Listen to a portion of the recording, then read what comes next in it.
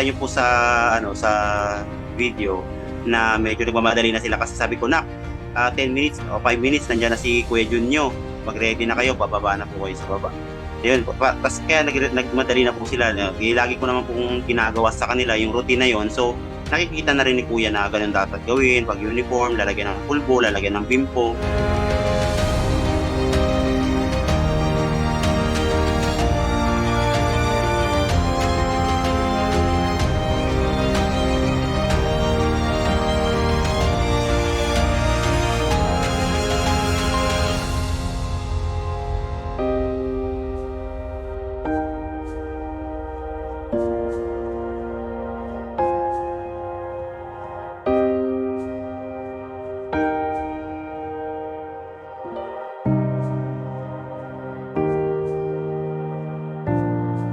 Solo parent po kasi nasa akin po yung dalawang kids ko na edad 6 at saka 10.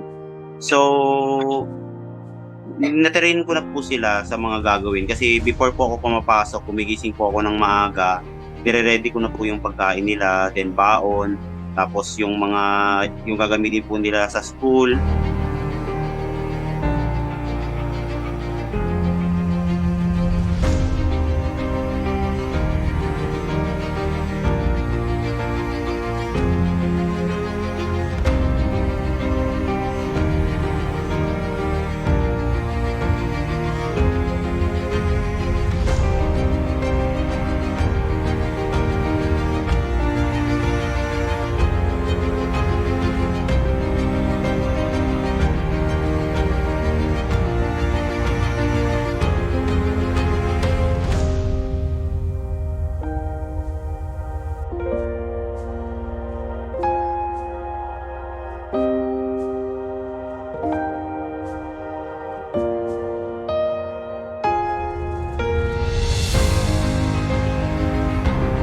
Every night po, before kami matulog, nagkakaroon kami ng pep talk, nag-uusap kami.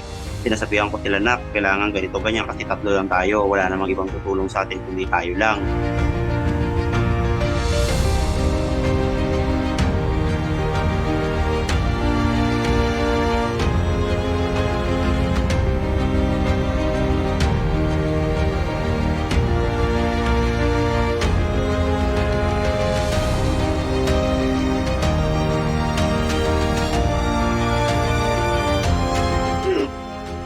Thank you po sa pag-aalala,